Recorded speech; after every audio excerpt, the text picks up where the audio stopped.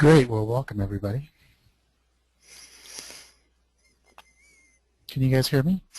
Loud and clear, loud and clear. Great. I went and bought a headset and a mic today. Yeah, nice and loud and clear, no feedback at all. Great. Well, that was $40 well spent then. So for today, we're going to, as Ray said, we'll start with the macro fundamentals. This right here is on the Enlightened Super Trader Education website. We can see from this screen that all of these news announcements are low impact here. Let's just go ahead and go to the next screen. And we've got quite a bit of news, but nothing that is highlighted in red. We have this coming up in Europe, medium. And that's probably, this is already on May 10th, so this is something to keep an eye out for the loon in Canada. The unemployment rate as well in Canada. Let's go and take a look at Forex Factory. This right here, I have this set to Pacific Standard Time. So these times are California times. And today is, of course, Thursday the 9th. And nothing coming up until 1:30. Manufacturing production is going to come out. Actually, I think this has already come out, right? No, not yet. That's pretty much 1:30, so in about 2.5 hours, if it's in Pacific Standard Time. Yeah, this is Pacific Standard Time, but I mean this other page here, this is May 9th, which of course is today. Right, yeah, so they're all done. Right. So yeah. Here's what's coming up here. Right, there's the green arrow there. So we can see that we did have quite a bit of news that has already played into the market. We can see the actuals here. And we got the U.S. unemployment claims, as we saw in the 2 o'clock session. Ann pointed out that the claims came in pretty strong, pretty good. The yen reported as well, and then we also had the RBA in Aussie land. So what's coming up is the G7. Jason pointed out that the G7 is something to keep an eye out because it does affect all currencies. And going into the morning, Friday morning for us, we're going to have a Canadian report on the unemployment change as well as the unemployment rate for Canada. And then, as we all know, Bernanke is going to speak at 6:30 a.m. Pacific Standard Time, 9:30 Eastern Standard Time. We all want to, sure we're all interested to see how that plays out. So that is the news. All right, perfect. Before we move on to the next one, I will actually just share something with you on why still everything's all manipulated and people will really know. So there is a news earlier, prior to the news, based in Australia, about the 27 basis points that it's basically dropped. So they knew prior to that I believe within the result is going to be.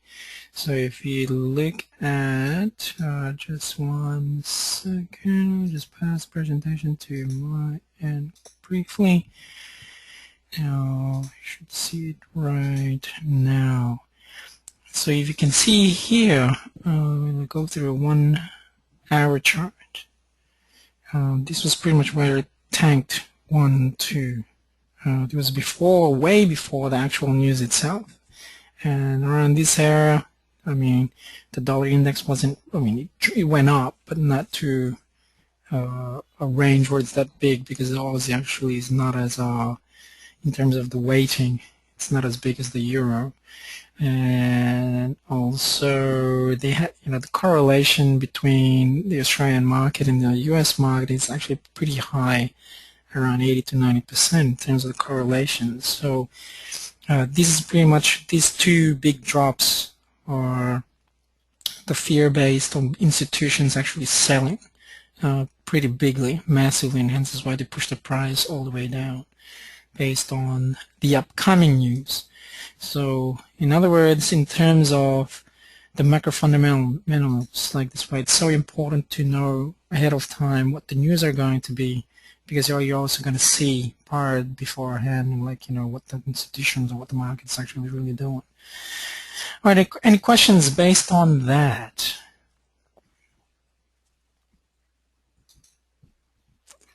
Nothing? Okay. Thanks, Umberto. Next one, please. Yeah, thank you for that, Ray. Interesting that institutions do get scared as well, don't they? Yeah, if they know the news ahead of time, that's where they start to bail out a bit early, Yeah. and we just follow last, unfortunately. Yeah, that was pretty dramatic. Here we're looking, we're on the still on the Enlightened Super Trader Education Network and website, and we're looking at the dollar index here. Basically, overall, it's still an uptrend. I mean, we can see that the overall trend right here is going up. We had right here a pretty strong bull candle. This was engulfing this bearish candle from the 8th, and we're starting to develop the new candle here. And we're pushing upwards. So right now the bulls are in charge of the dollar index, and we saw that that was strong at the 2 o'clock as well. So that means that the dollar should be in a good position to be going long on with the currencies. Cool. So in Did you other want me to words, what continue, will Ray, be or? your so what will be your forecast then by basically tomorrow in terms of the dollar index? Do you think that the price will go up, down, or sideways? Well, I would think that I'd like to know what Bernanke's going to say, but without knowing that, I would say it's still going to move upward. Okay, gotcha. So if it's not going to move upwards or the price is going to move to the upside, what's going to happen to the major currencies? If it does not go up, If your projection or in terms of your forecast of the dollar index that is going to go further up, what is going to happen with the major currencies against the US dollar? Is it going to go up or down? the major currencies against the dollar would go down. Excellent. All right, cool. Beautiful. Any questions based on what Umberto stated? Any feedback? Maybe let's start from you, John.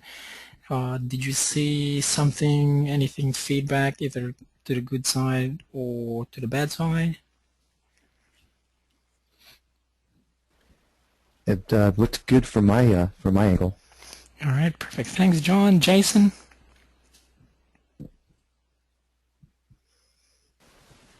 That was clear and concise. Just remember that when the dollar index is bullish, the majors are bearish. So you got to remember that inverse correlation. Other than that, yeah, it was, well done. All right, beautiful. And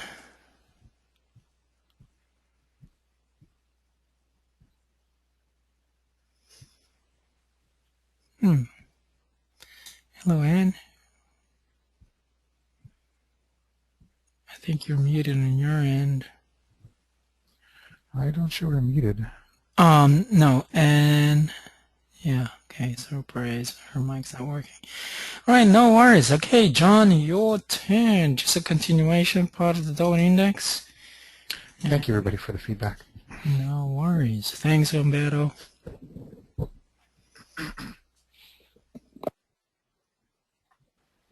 Did you say you wanted me to pick up on it, just pick up with the markets after the dollar index, Ray? Yes, please. Okay. Hello, can you guys see me now? Yep. I can hear you, Yeah, Ann. we can hear you. Okay, great. Thank you. Cool. Okay, so looking at the S&P, the overall trend is on the upside. The current trend is still on the upside with higher highs and higher lows. This candle right here is a bit of a doji, so there's a lot of indecision going on right now. But it hasn't completely formed, we're still don't know what's going to happen to that.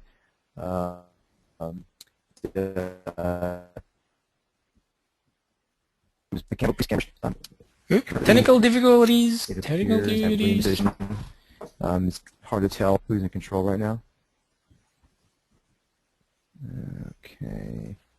Have you got me now? Yes, we got you now. You got me now? Okay.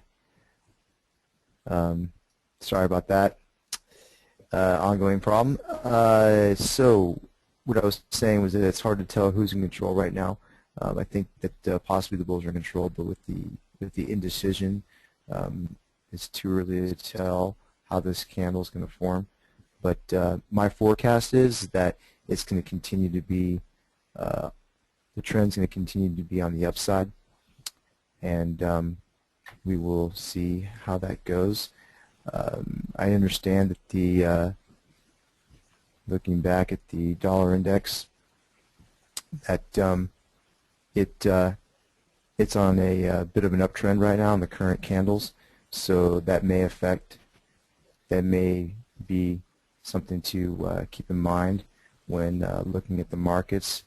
This may be going down, maybe get a little bearish, since there is an inverse relation at times between the markets and the dollar index. Looking at the Dow, you guys can still hear me, right? Yeah, I can hear you fine. Yes, we can. Okay, cool. Yes, Looking we at the Dow, interestingly, the candle, the most current candle, is also bearish. Bears are in control right now. The overall trend is on the upside. The most current trend is on the upside. So again, my forecast is that it's going to remain bullish, but it's kind of a waiting game to see if the bears are going to maintain control and push it on the downside. And like I said, with the dollar index, there is that inverse relation with regards to the markets and the dollar index.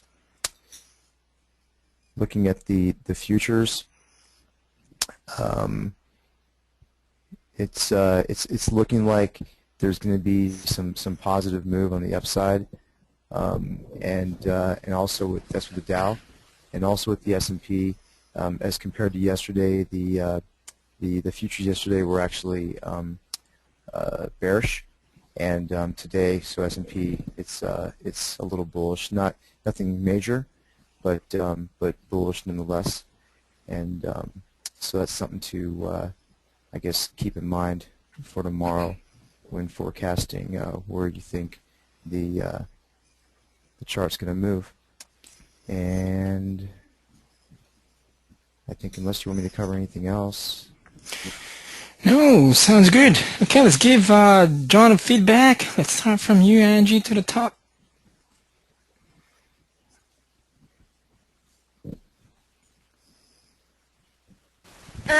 Before analyzing the futures, I think he needs to see the current situation first.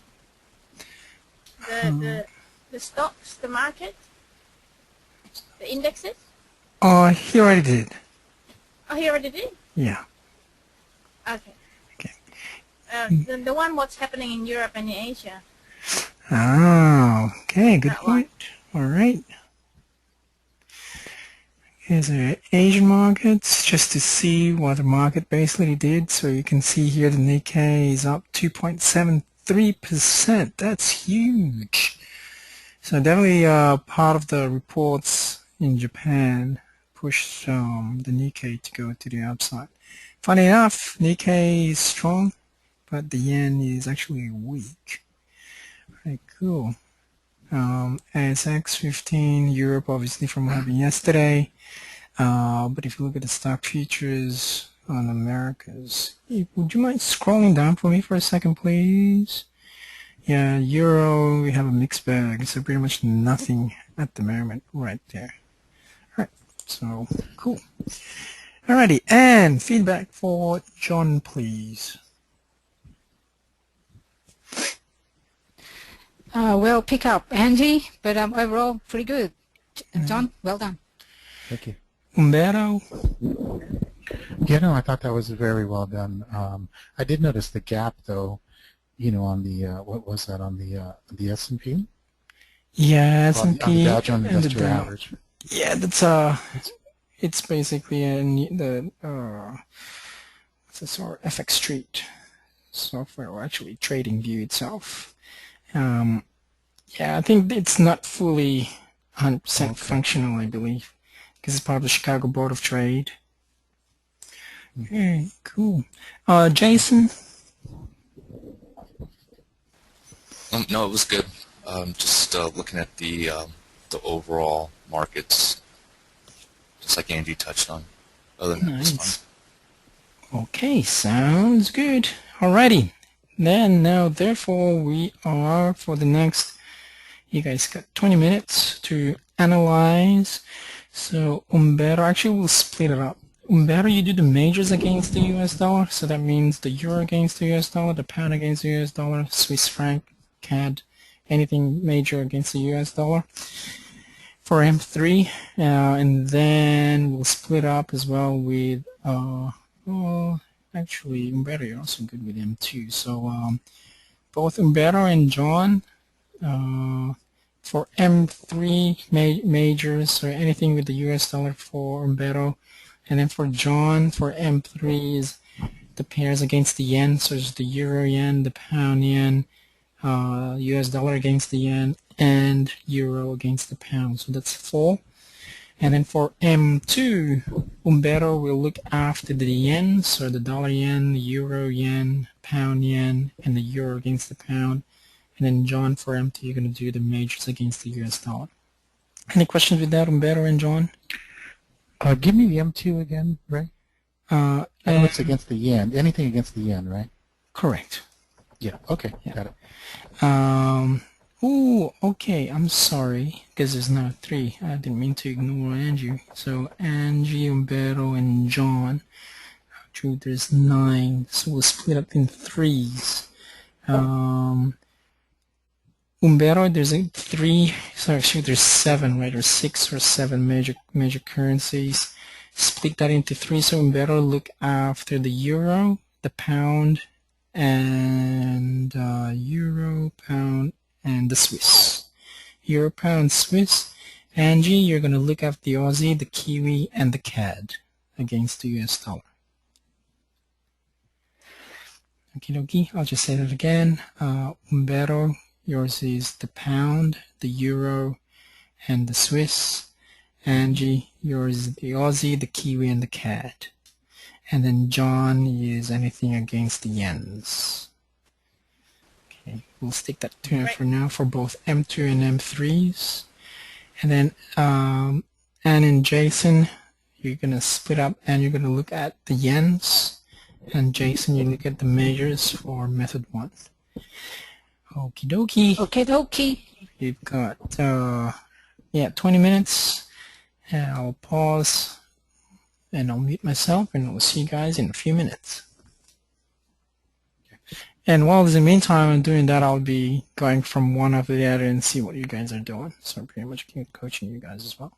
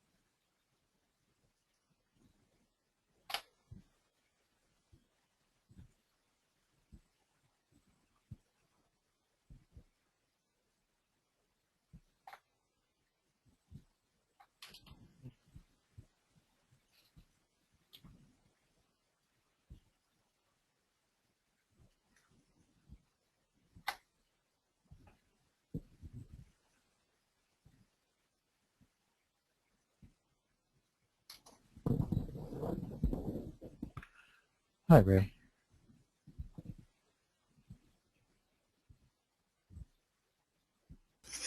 Hi, Vero. How you doing? Good. So I'm just looking at the M2s now. Yeah, correct. So just ignore me on the background. I'm just looking at what you're doing. That's all. Oh, oh, okay. Yeah.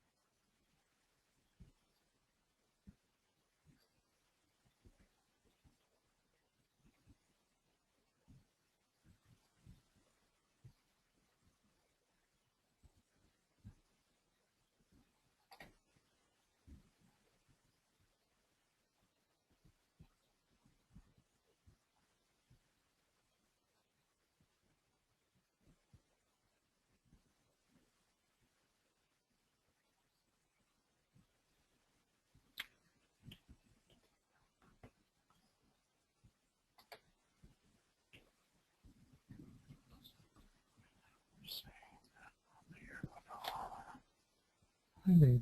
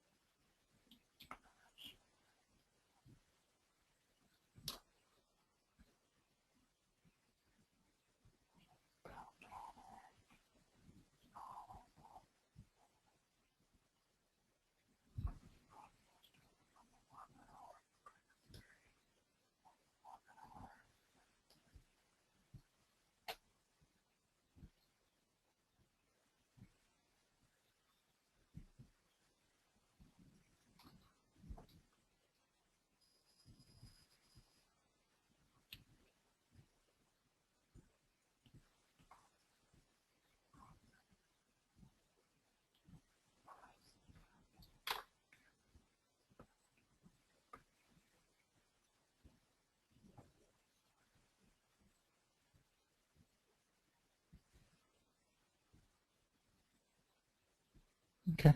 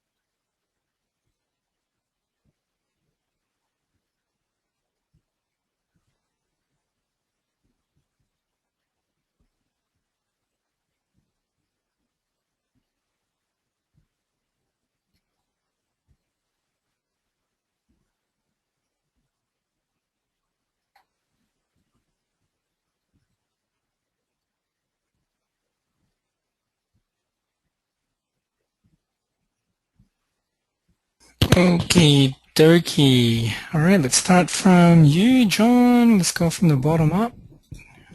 Okay.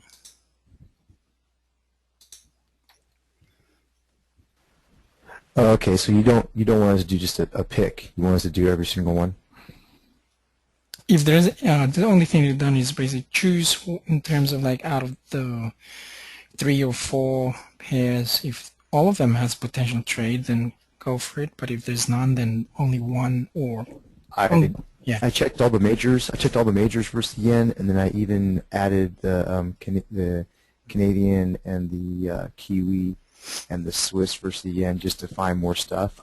Out of all those, I only found one trade, and this is the Awesome. one you're Perfect. looking at right now. That's it. Okay, So I found cool. this M3 on the Aussie yen on the daily chart, and so it's got a possible potential 2 above the moving average. So we need to wait for this bar to complete tomorrow.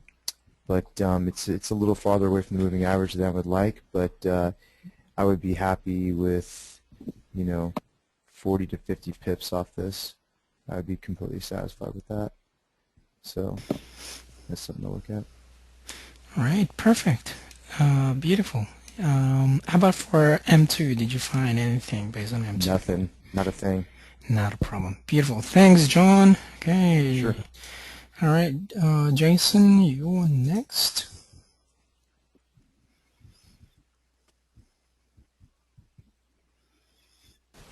Okay, so the first potential setup I see right now is on the euro dollar. If you look at the daily here, currently, if you look at this trend line here, price broke out of the downtrend line and now is testing the secondary uptrend line. Currently in a level of demand with the bears in control. I see potential because when you look at the weekly, bears currently in control right here as price continues to consolidate here on this short side area right now. So continued bearish movement on the weekly means that potentially it could be bearish movement to the downside on the daily as well. So I'd actually like to wait another day for confirmation before entering into this trade. Strong bearish movement down with the current candle as well on the daily. And even though overall on this trend right here, buyers are in control, but still because, like I said, with the weekly, I would wait one day and see what happens with this candle. Other than that, if it looks good and continue, then bulls can take control of this. They can look at it going long, potentially creating a higher high up to this level here, or next level of demand or supply. All right, so you're bearish, bullish, or neutral? I'm neutral right now. Okay, let's give you a bit of feedback in terms of analysis. And since you're more experienced than the rest of everyone, what do you think is, if you're gonna rate Jason out of 10, what would it be? And what did you see that probably missed? Okay, I would rate Jason a 7 at the moment. On the weekly is nearly towards the end of the week, so we need to look at that. If can't see any demand or your horizontal lines on the demand, so at the moment it's on a good demand level. And so that's missing at the moment, but analysis-wise, it's pretty good. So his forecast for this is that on the weekly could be some more potential to the downside, being sellers in control at the end of the week, if it ends up like that at the end of the week. Yeah, so overall, there's just what's missing there is just the demand levels. You need to identify your demand and supply areas. And then looking at the daily chart as well. Okay, so you've identified the demand levels there. No, that's all I can see that is missing, just on the weekly.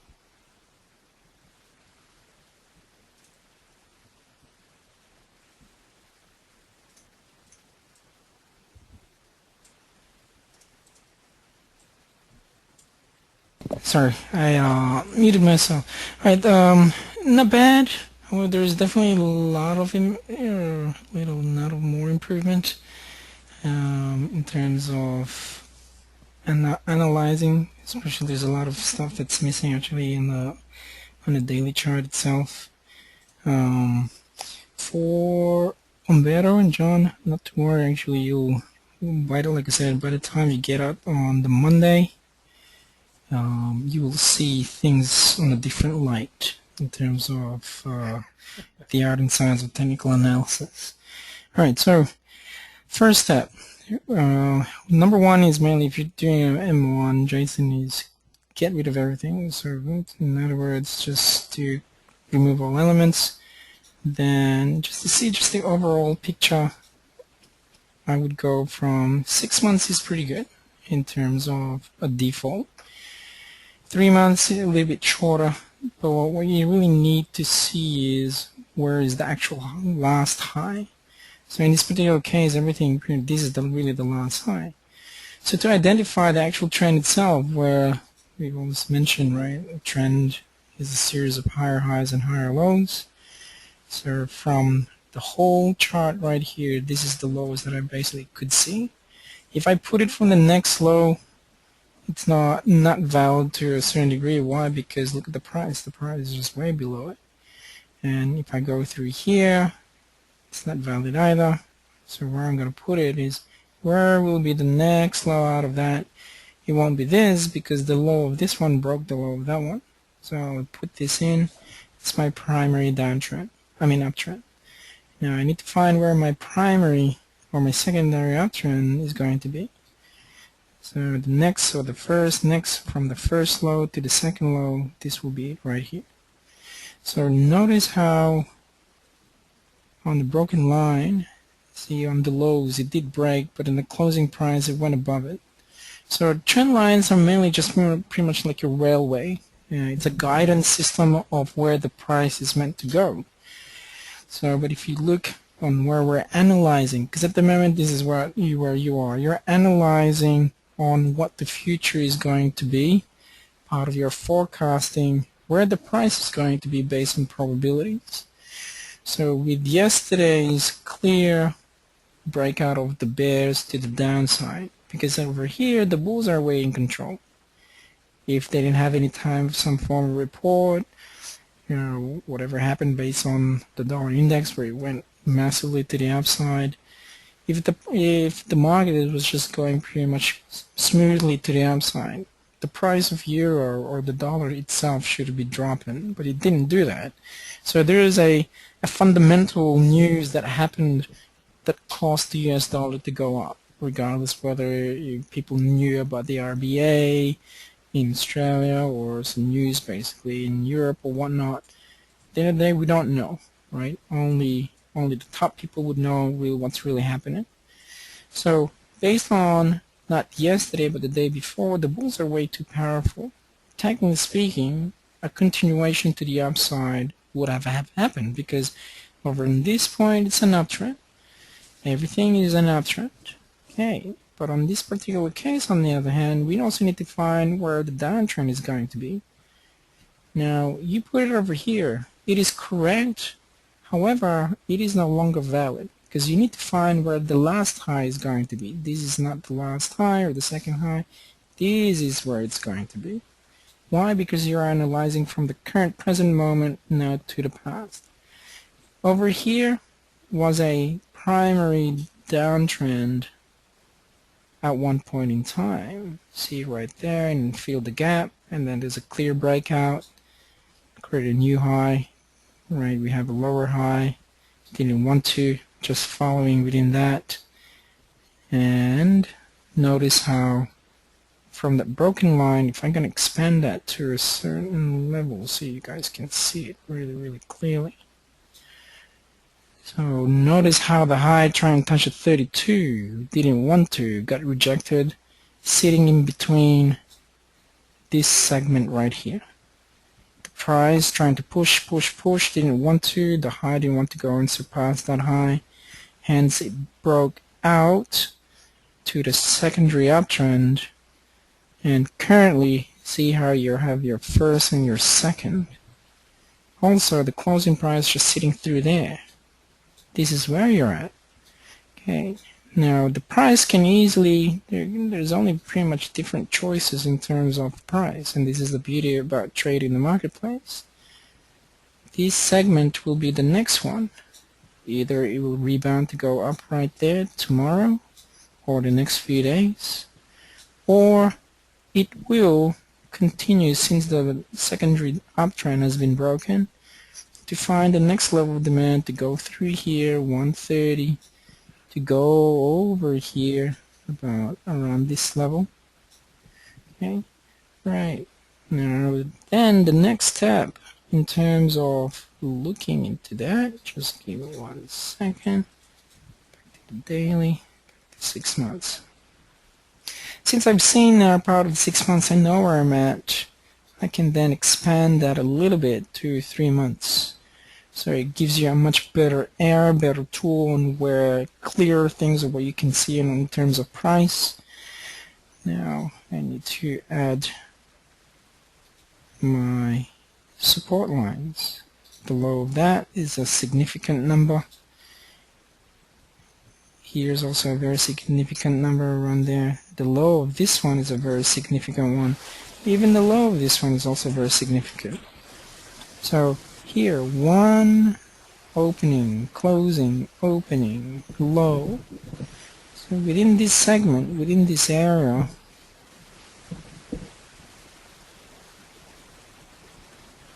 is a very good demand structure, if you can say so. Very, very important. In terms like a building, it is a good support. So there's a range of a demand between two levels, around the 129.55 all the way to 130.12. So in other words, there's a 60 odd something pip between the area that it's currently being supported by buyers. There'll be a lot of buyers around this point. So what has to happen in order for that big support to be broken?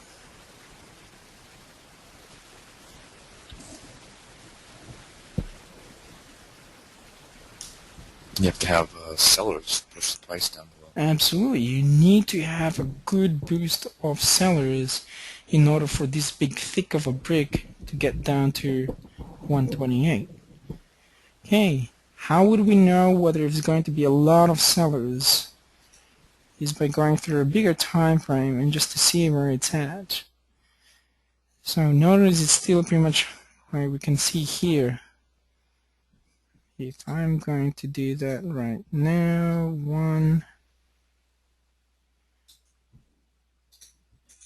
since December, so you have your December all the way, that broke it to create new set of higher highs, currently higher low.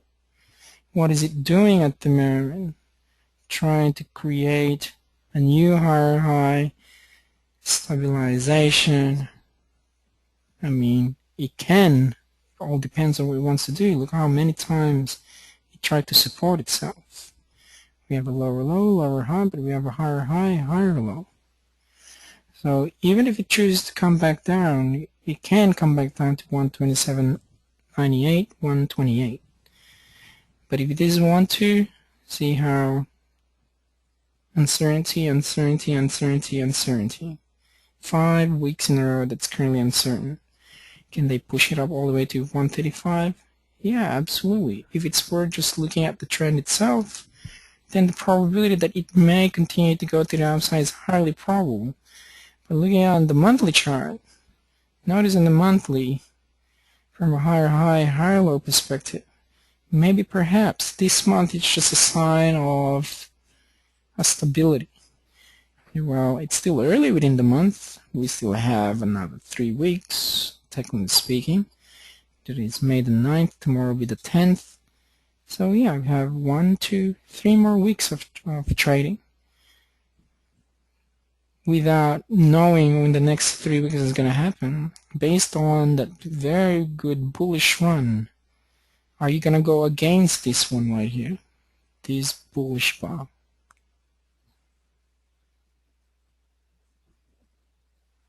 Will you go against it? Yes or no? No. No, absolutely not. Because if you're going to go against it, they will take you. So in other words, if you're going to short this right now, we're with a good strong level of demand, depending on where you're at, since you are shorting a level of demand, whatever news will happen, they will take you out. However, if you're buying where it's not currently a level of demand, where it is currently in an uptrend, clearly in an uptrend, the odds will be with you that you're going into the upside. Does that make sense? So just because you can see here that there's a lot of fear on what happened yesterday, doesn't necessarily mean that the price will keep on continuing to the downside. So hence, is why in trading you need to have a lot of evidence, going through multiple time frames, looking at the actual price itself, looking at the lows. So it's very simple type of methodology because you're looking at very objectively, but it can also be very complex and complicated because there are a lot of things that you need to look at. Right, so if I'm going to rate you, it's at probably a 6, so there's still a 4 of deficit that needs to be looked at, but nevertheless, you'll be coming in for the next 3 days, and for this will be your second time. You will see more things more clear by Monday or Tuesday. Alrighty, any questions based on that, especially Jason and Ann? No questions. Nope. All right, cool. Alrighty, next is Umberto.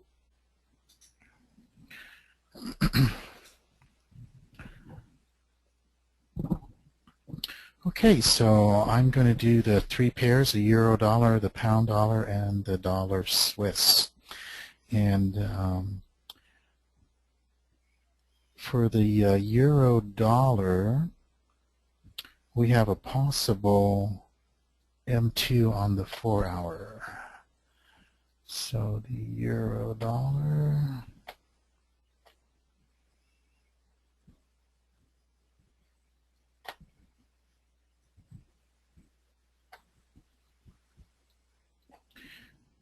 and the thing here, I mean, even though the stochastic says it's in the right position, this right here is not a spinning top, correct? No. So firstly, it needs to be, you need to have the setup. What will be the setup of an M2 heading to the upside? Yeah, I thought it was bear, bull, and then, oh, I'm sorry, it's the other way around. Oh, okay. So the first candle to head to the upside should be, this should be a bull candle then. Is that right? Okay, a morning star. What is a morning star? What is the pattern of a morning star?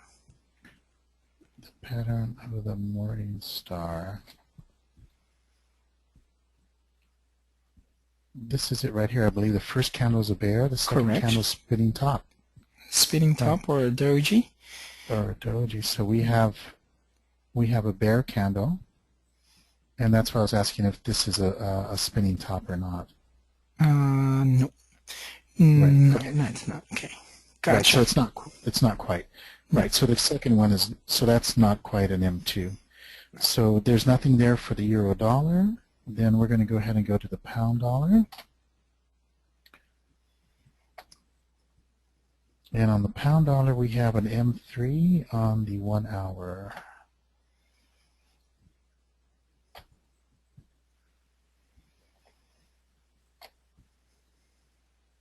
Now, the European market is open, so this candle is still being built.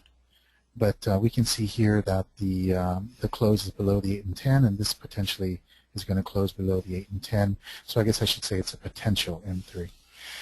Where is the actual start of the implementation of M3 based on the pound against the dollar? Let's help out Umberto. Oh, I guess I missed it, huh? Right here? Who would like to help out? Actually, John. Where is the actual entry? Look back at about 07, about 7 a.m. Actually, I'm sorry. Right about the next bar. That was your entry to go short, and it's been short the whole time. It hasn't crossed the moving average since then. Oh, okay. Yes, thank you for that. All right, perfect. I see. This is just a continuation then. Correct. Right. Nice. Nice Okay. try, though. Nice try, though. Awesome. So the next one we're going to look at is the dollar Swiss. The dollar Swiss. And this I have down as an M3 on the daily. Dollar Swiss on the daily.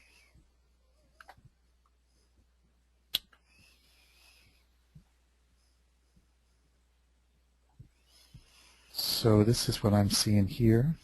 and here. Likewise, for that one, where was the actual implementation of M3? The actual. Oh, you're letting me know that it's right here. Is that that would have been the trigger for the M3 there? Who would help out Umberto? Angie. So next candle? To the left or to the right? To the right, sir. Yeah, okay, right. So this is the first one that's closing above it, and then this would be the trigger. Correct. Yeah. All right. Okay. Okay. So we're a little late then for that one. And then the other one that was possible, but I don't think it's a spinning top either for them too, is on the 4-hour here.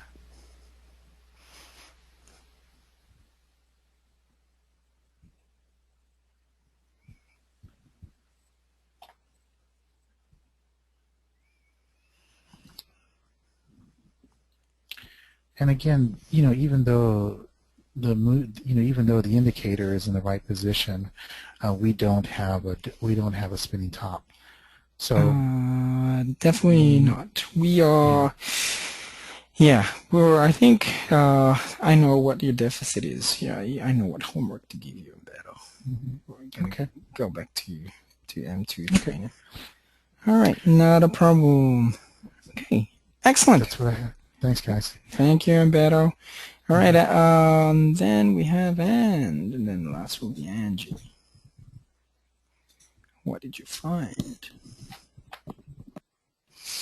Okay, I was looking into the yens, dollar yen, euro yen, and pound yen. Basically, there's no setup at the moment, simply because like looking at the dollar yen at the moment on the weekly, it's very bullish, being buyers in control, creating new high. So new high today, finally above the 100 mark, 101 currently. And what we can see as well is that new support base has been formed, which is around about this area right here. Okay, so that's our new support base, and then this candle's not finished yet, so it will finish tomorrow, and then we can also identify the resistance area or supply area. Now, if it breaks areas that are very the major supply areas will be these areas right here. So the first area that needs to break will be around about the 101.40 price area, and then if it breaks that, the next level will be around about the 102.40. So it's nearly there, but there's no setup for M1 on the daily. If we have a look at the daily chart, also very strong after that consolidation. This is now our previous, we can now call this as our, on the daily, as our major demand area. Broke that. Now it was supply, and then we can also call this as our demand as well. So there's a range of demand levels there now. Since it's broken, it's now a new floor, and it's very close to the next supply area as well. But it's very bullish, higher lows, higher highs, new higher high. There's no weakness at this stage on the daily, and if it does, it needs to break these uptrend lines as well, but there's nothing there. Looking at the other two as well, very similar to the yen, dollar against the yen. If we also take a look at the weekly as well, on the euro against the yen, it's also very bullish, higher lows, higher highs. New demand level right here that has been broken was supply. Now demand, and the next significant supply areas will be these areas right here, 133 to about the 134.40 area. Then if it breaks that, then it will go further to 138 price areas as well. On the daily, okay, so also we've looked into this as well, been looking at this, broke this supply area here, now our new demand. So clear breakout, and also buyers very strong at this point, no weakness as well. Okay, so, and then we look at the pound yen.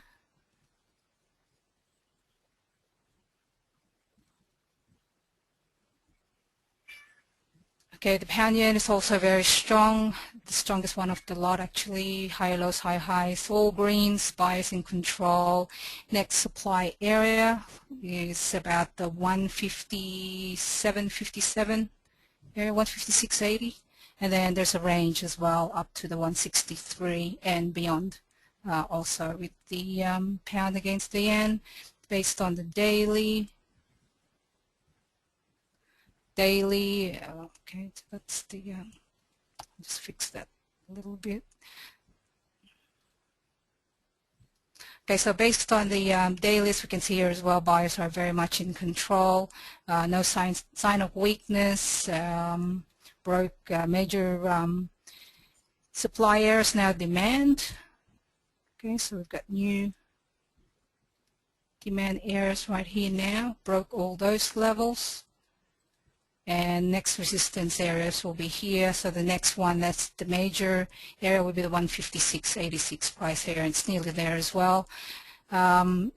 Needs to break this uptrend line right here for a retracement if it wants to, but at the moment there's no weakness at all. So there's no trade for any of those three. Okie dokie. Questions for Ann? Feedback? Do you guys see anything?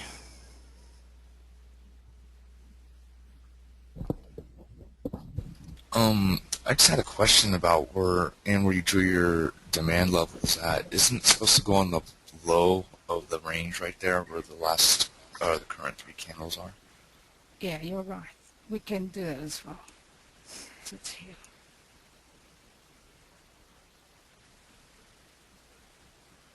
I mean, it's definitely possible that where that top of that range is, where those highs are. It's definitely possible that it could support itself there. But the current demand level would be the lows of that candle range, right? Yeah, that's fine. That's correct as well. Yeah. Okay. All right. Okie dokes. Good question. Alrighty. Thank you, Ann. Let's go through and move on to Angie. And good pickup, by the way, Jason. See, it's easy to look at other people, right? But you do it yourself, it's a little bit more challenging.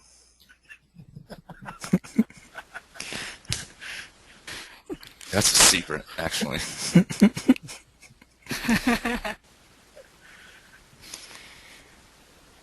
Okay, I can't find any trades, but I can see a potential, but it's a bit early to notice the USD CAD for daily chart. The first candle is showing, but we'll need to wait for the second candle to go along. So it's too early to tell. And there's nothing on the weekly either, so that's it. Awesome. Any questions to everyone? Or feedback, challenges? You know, I don't Yeah, have who any has the questions. cat? I'm sorry? Who has the cat? You can hear my cat? I can see the cat. Yeah. He's telling me, what am I doing awake at this hour? Is it pairing? But I was wondering, can we talk a little bit about the Aussie New Zealand trade? Aussie Kiwi. Yeah, absolutely. Alrighty. Just wondering Okay. I'll put on to you, Jason. Let's see if you can be able to tackle it. Let's have a look. in particular, just want to get a little refresher on what everybody's thinking on the M2 trade. Oh, okay. You don't have a Aussie Oh, one right there. here. Not a problem. That's weird. Seems and check it out. Let's go through you and see Sure. what do you think of it. No worries. So this is the M2, right? On the daily? Yep.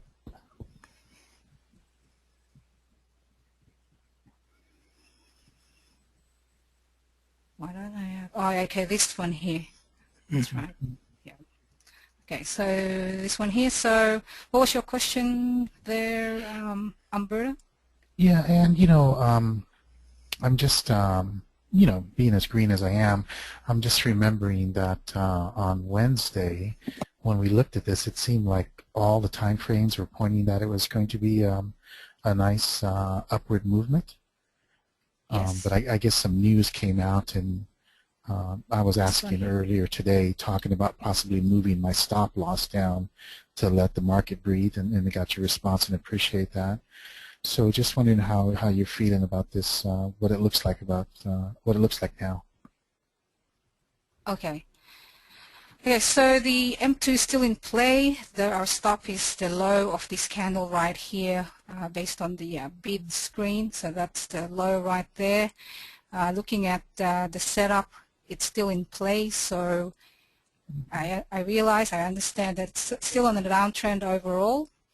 And if it takes the stop, then so be it, which means that there is a continuation of the downtrend. However, what we can see here at the moment is that buyers are back in control, and also it's also supporting a very good demand area here right at this point. So the plan is, if it closes as a bullish candle, would be even nice if it closes, say, around the 121 area, then I will stay in. Because I'm still in the game, hasn't been stopped. I accept this stop, and I accept the loss of this as well. So that's my game plan. Yeah, and I'm completely with you. I guess what I'm trying to get clearer is it is a downtrend. Mm-hmm. And what's kind of the trigger to say that, yeah, this thing is going to go up? There isn't any... Or what the thought is. Yeah. Yeah.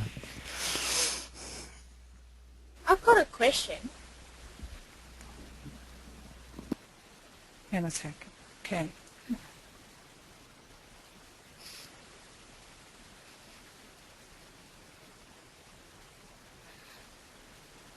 Okay, my thought process on this is that if I look at this at the moment, it's there is a good support base here. So we've got a support base within this range. Okay, at the moment, buyers are in control. It's still within or still above the low of this candle. And there's also a clear breakout here of the secondary downtrend line. Tested this, so there could be another test of this tail right here as well. Right, so it's for me, it's forming a nice support base here in this level. So it may still drop depending on any news later on, depending on what Mr. Bernanke would say.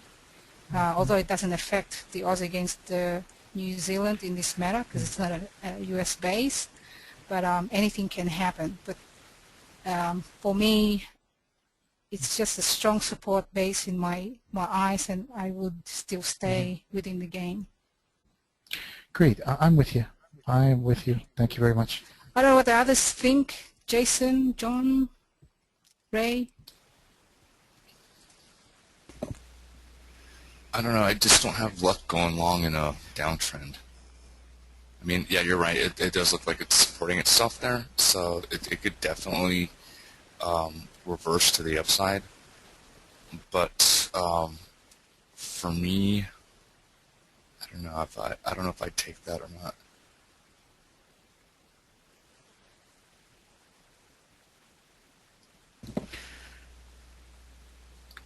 Right. In the end, the market's going to do what it wants to do. I understand that. Umberto, do you have the Aussie Kiwi on your FXCM desktop? Yeah, I added it. Oh, you did? Okay. Yeah. Okay, a lot of good questions. At the end of the day, it is merely just following the rules. And like I said, in class at the dojo, when you see an M2 or an M3 on a downtrend, where it's giving you the signal, yeah, the probability is very slim. Now, this is where you guys need to think about is in terms of position sizing. One, do you really have to go gung-ho through it? Maybe not. Everybody's different. Now the stops, in terms of the stops, there's actually a big problem. And sometimes it irritates me because at the end of the day it's about common sense. If you're not happy with the stop, don't freaking do it. It's so simple, right?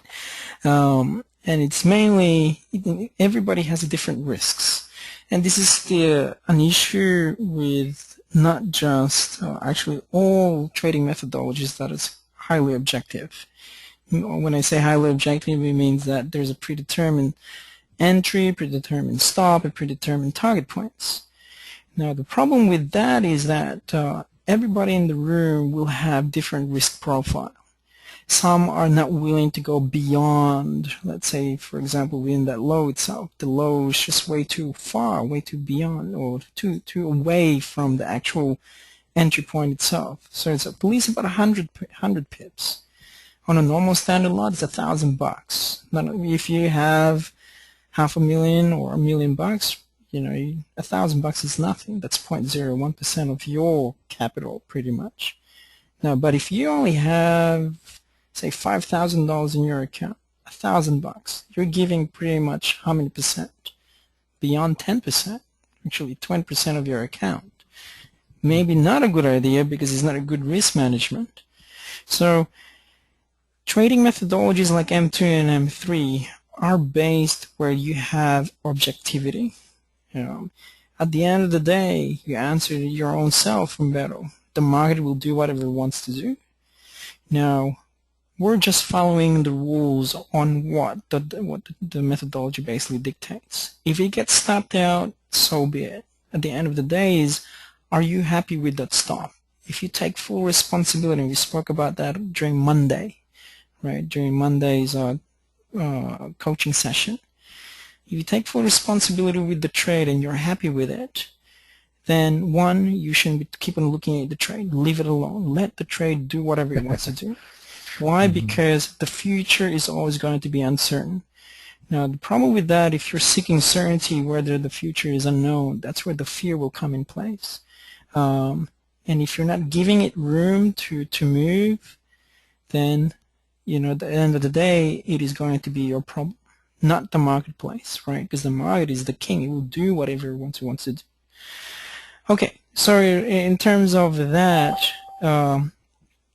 looking at the weekly, it's running out of steam. And if you notice, like in terms of the sizes, if you compare it in the past in terms of M2, in the past, yeah, there's a few M2s.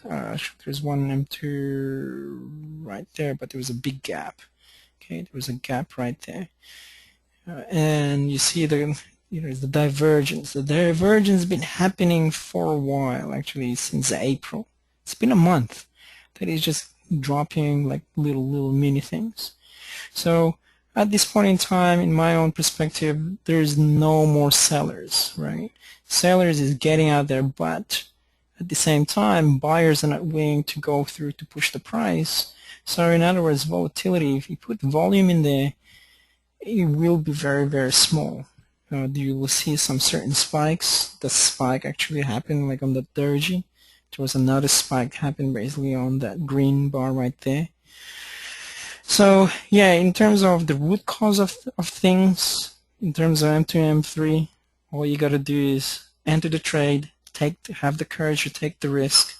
If you're not willing to take more than the risk, don't do it. If you're willing to take the risk, decrease your position size if you're not sure.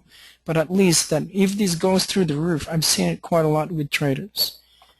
If they go through the roof and it goes to 123, people in most cases, they're going to like, oh man, the shoulds, the coulds would happen.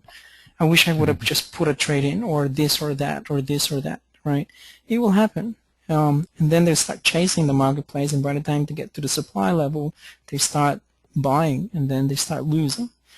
So, it's a valid question, but at the end of the day, it is mainly about your risk management. How much are you willing to risk, right? So I think this is also an issue. What happened today on the trade alerts? Technically speaking, I don't know who this guy is. I don't really care who this guy is, right? If he's not happy, freaking piss off. And that's my own personal thing. And if he's asking or complaining with it, then freaking either move on or do something about it. Learn about the methodology rather than complaining about it. See, there's only two types of people in the world: either they're followers or basically they're leaders. Followers will always have some form of excuses. They will always play the victim mentality. Oh, I get stopped out. They will blame people and things like that, right? So sometimes you have to catch that type of thoughts as well. Like, why am I thinking this way? Why am I feeling this way? Is it because of me? Am I being fearful? Or am I being greedy? Or am I what? Who am I being within that moment? The being part is always going to be very important. Right, so I'll stop through there, but at least I hope you guys will understand that. But in terms of method one is a totally different ballgame. In terms of the methodologies. Why? Because there's some form of subjectivity, but if you know and fully understand how the market operates, that's where the objectivity comes in place, because you are eliminating what you believe in and what you're part of your speculation. You're finding actual real evidence on why you have to enter. If you miss one thing as part of your factual evidence, it will decrease your probability of winning. And that's what you don't want, right, to decrease. Because if you have all the factual evidence, then you will have the confidence to get into the trade. Fortunately, like say for M2 and M3, they're objective. Do we need to create reasons behind it? No, there is no reasoning. If you're a computer, and if you actually see those arrows right there, that arrow right there, I don't even think. I just enter. And in terms of M3s, 2 above, 2 below, plain and simple. Good entries, take your profits. Even if you take part of the move, yeah, am I happy to make 69 pips? Hell yeah, I'm happy to make 69 pips, better than losing 69 pips, even though it went more than 69 pips, like it went, 100 pips currently with the dollar against the Swiss? It doesn't matter, at least I'm getting the piece of the pie. M2, you'll get more part of the piece of the pie, but you need to have patience. So all pro traders profile, people who are impatient, mainly they cannot have a swing trading strategy, meaning looking at the daily chart. For them, they're like, oh my God, what's happening? So why it's so slow? I can't believe it's not moving. Come on, do something. Because of the impatience part. And then part of the impatience, anxiety will kick in. Right, part of the anxiety, this is where they start, doing silly mistakes, starts to micromanage the account. Patience is a very valuable value when it comes to swing trading. Okay, any questions? No, I don't got any questions, and I just want to say I'm very appreciative of both you and Ann, and just trying to deepen my understanding on this stuff. So no problem, and that's part of the implementation, right? And so this is a whole part of the program where 2 and 3 is so important, because how can that student trade without putting logic into things? It's maybe thinking about without thinking to in fact, how could they follow just trading without just the rules itself? And then that's in the preparation to M1, where now there's going to be the logic and analytical point of view will be put into play. More exciting. Yeah. All right. Sorry, Jason. You said something. Right, you were talking about patience, and so I was thinking about in regards to the pound-dollar position trade that I'm currently in with the micro account. So it's only the 10th of May. So just basically, I mean, it's basically downturned on me. So basically just hold it, right? And don't touch it, because this is the month, right? Month will take days, weeks, in order for, like I said earlier, in order for this to get your manifested profits, hence the keyword manifestation, time is a factor. So in actual fact, this is where it works so well, when your purpose is to have the freedom, see that monthly, for 401ks and things like that. You can go on a holiday like there's no tomorrow, let it ride, let it do its thing without even looking at your screen. The only time you need to look at this is actually the end of the month, just to see where the price is at. If it's still within the criteria and still the validity on where you think it is, leave it alone. Don't touch it. Actually, just as we were talking about the margin requirement, alert just came up that says I don't have enough margin in it, so I'm going to have to get out of it anyways. That's yeah, and then hence part of the calculation is where the precision size calculator is important. I actually went through that in detail in the class, right? From the point of entry to the stop. If you're putting that in your micro, then they will take you. Because the stop, look at the stop. The entry is what price? 155 something. Yeah. Okay, it was a 155.12. And look at the stop, 148.33 minus the spread itself. If you take it's a lot. 15 pips at least, you take 10% of that, so you won't get stopped out. So 148, say, 18, 148.18. So 48, 49, 50 to 152, 53, 54. That's a 600 pip difference. That's huge, yeah, I know. That's a lot, right? That's $60 on a micro account. Yeah. That's pretty much my full account. So definitely they will take you out. But look at the potential profit though. To go to 162, that's also close to 700. It's a 1-to-1 actually, just a little bit more above 1-to-1 relationship. Okay. Do you think if I ignore the alert, they'll let me stay? Oh, they will take you, man. You'll get liquidated. No, I know, I'm kidding. So when I get that alert, what do I have to do? I just close the position? Put some money. Yeah, it's either that you have to put some money into it. Yeah.